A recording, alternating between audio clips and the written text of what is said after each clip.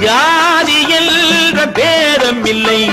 மனிதர்கள் அன்பின் வழி தேடி இங்கு இயற்கையை வணங்குகிறார்.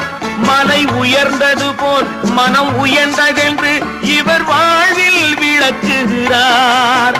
இவர் வாழ்வில் விளக்குகிறார்.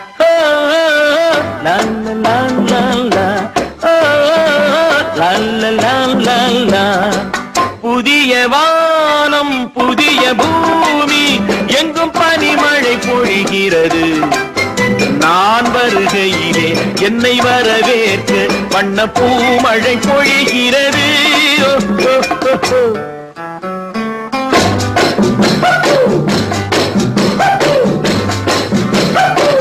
La la la la